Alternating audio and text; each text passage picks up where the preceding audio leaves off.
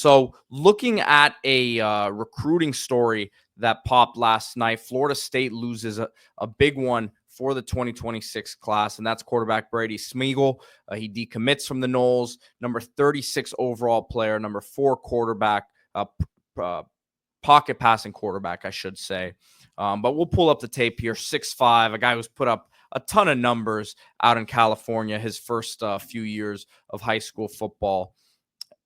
Dual sport athlete, plays basketball as well. And you'll see that there's a pretty big list of who's who in terms of big programs after him right now that are in the mix. But Florida State had been committed there for a while, and he's no longer committed there. Yeah, I think the scheme fit, right? I mean, you saw Luke Kromenhoek go out the door and go to Mississippi State, a very talented young quarterback that Norvell had signed.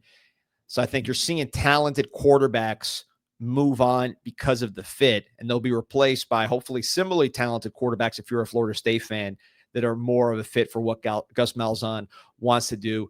You look at Smigiel, tall, really can run when he gets going, but he's not at all what you would call a running quarterback. Extremely, extremely productive in terms of what he did down there in Southern California, closer to Malibu area by Los Angeles. He kind of reminds me, when you watch him throw, it reminds me of when Aaron Rodgers came out of that Jeff Tedford system and he held the ball high. He kind of had a unique way to hold the ball and throw the football. And that was taken out of him when he got to the pro level, but he definitely had that at Cal. Smigiel, very productive, great character reviews from everybody who's been around the kid. Coach's son, put up numbers, did very well in camps. You mentioned the basketball background. I just think if you're Florida State and you look at, again, you see him moving around here for a passing quarterback, that's good athleticism, but we're not talking about Nick Marshall. We're not talking about Cam Newton.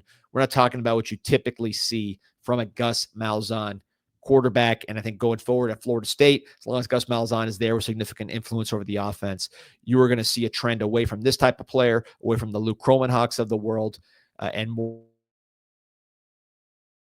So now he's the second highest ranked uncommitted quarterback after Jared Curtis, who we've spoken about here on Group Chat Football Live. Again, pretty much everyone in the country wants him.